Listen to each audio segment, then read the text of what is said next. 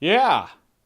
So that happened. But first of all, I'm gonna let you know, if you're not caught up on Game of Thrones Season 3, don't watch this video. And if you have that thought in your mind, like, well, I'm caught up, but I don't see a reason why he's doing a video now, you're not caught up. Go catch up. For the rest of you, thanks for sticking around, and yeah, I'm a little unkept today. I'm unshaven. Why? Because I'm in grieving. Because I'm allowed to be. Because I saw that shit. Shaving doesn't matter anymore. Because the Starks are dead. Well, alright, correction, they're not all dead. There are still a couple of Stark kids out there. But for the most part, yeah, they're wiped out. We're gonna talk about this shit because this was some really monumental shit. Once in a while, I see things that I'm like, that's worth doing a video on. This wasn't just something though. This wasn't a thing that's worth doing a video about. This was the Red Wedding. I had no idea. I haven't read the Song of Fire and Ice books. I thought Filch from Harry Potter was being all hospitable and shit. We were there for a wedding. It just, fuck, it doesn't even... I'm getting ahead of myself. I'm gonna back up. I'm gonna explain what happened. And in no way, shape, or form is my explaining what happened gonna capture the rapture and tragedy of the moment. But we're gonna try, because I wanna talk. I need to get it out. It was the first thing I thought, being paralyzed in just speechlessness. I thought, I need to do a video.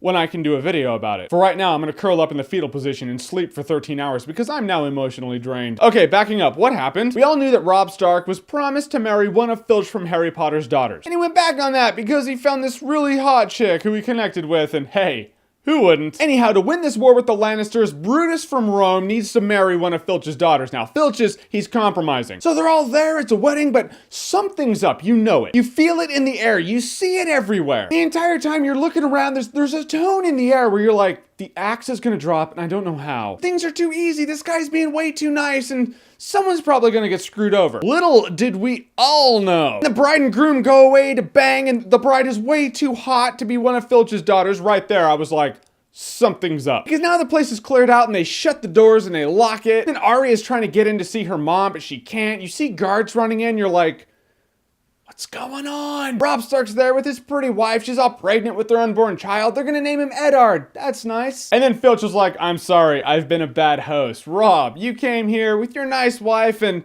I just want to extend you a thank you, or whatever the fuck he tells them. Warning, most normal people who have had a pretty good childhood in their life, or generally speaking still have a soul, might find the description of these events a little unsettling. However, I saw the event, so I'm right there with you. Okay, you've been warned, here we go. Because it happens, this guard goes right up to her, the pregnant chick, takes a knife and just gut stabs her a few times in horror. You're watching this and you're like,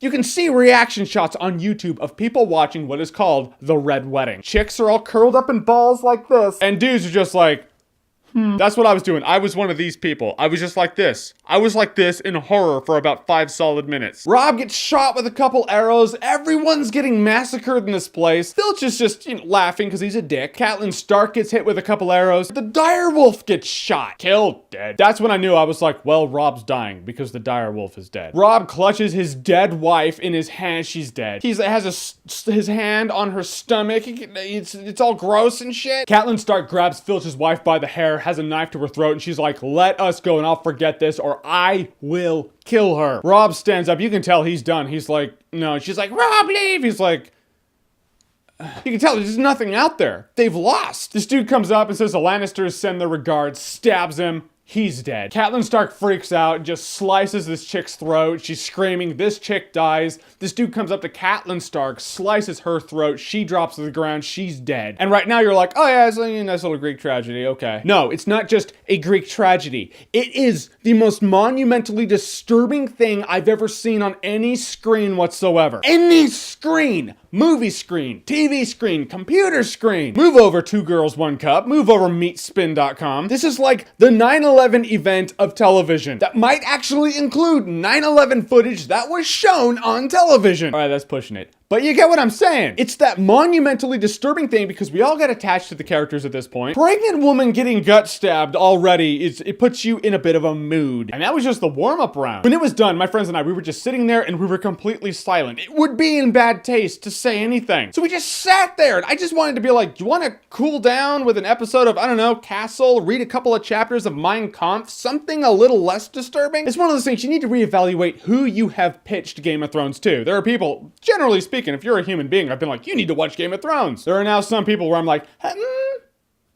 I don't know. This might not be your thing. It's one of those events, it'll separate the fair weather fans from the hardcore fans. If people were like, oh, I like Game of Thrones, but you know, this will be the thing where they're like, yeah, I think I'm done. And if you do, it's fine. It just means you're a human being. If you keep watching it, you're also still a human being, but you're kind of like me, I guess. I don't know what that means, but the point is, we all found it messed up. No guy tugs one out after watching that episode. None. Any guy, doesn't matter who you are, you could have the hottest Scandinavian chick on your lap trying to fuck your brains out, and you'll just be like, oh, no, not today.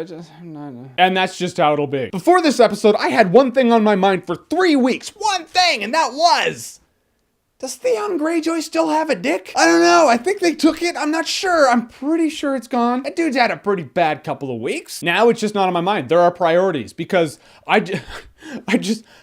walked out of the episode going, well, that was the Manson home videos. That's interesting. Probably not what I would want to watch every day or ever. I have not had any fictional piece of work impact me like this because they're characters. They're not real people. The real actors are fine. They'll live on and they'll be fine. The characters had a pretty shit day, which made me in turn have a pretty shit day. Do I hate the show? I don't hate the show. I love the show. I'm just saying it's one of those things. And I'm forewarning everyone out there. If you tweeted, well, I don't get what the big deal was about the Red Wedding. Just so you know, you're now on the FBI's watch list for being a serial killer. They were like, oh, we flagged another serial killer. Someone wasn't affected by the Red Wedding. This was a pretty impactful episode. This was heavy gravity type shit. I do like the fact that it does illustrate, yeah, you know that war between the Lannisters and the Starks? It doesn't matter. There's really bad, evil lit shit coming from the north, and Daenerys Stormborn of the House Targaryen has dragons. You have better things to worry about. That war was like a high school squabble. I'll tell you this though, that continent can rot for all I give a shit. I want Khaleesi to come over with her dragons. I'll be like, yeah, I'll turn it to ash. They're either assholes who need to die, or they're damaged beyond repair, and they probably should die out of mercy. Sorry, Arya. I love you, but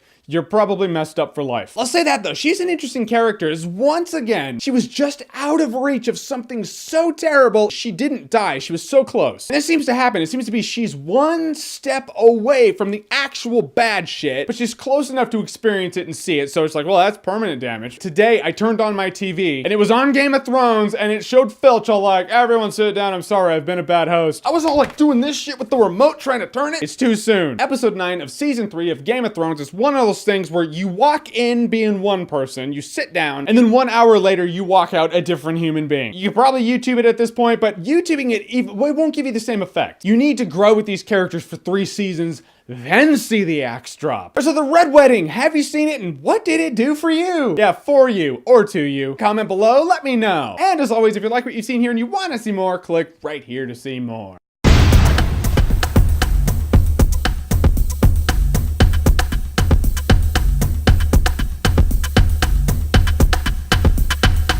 The night is dark and full of terrors. Yeah, no shit, lady, so are weddings.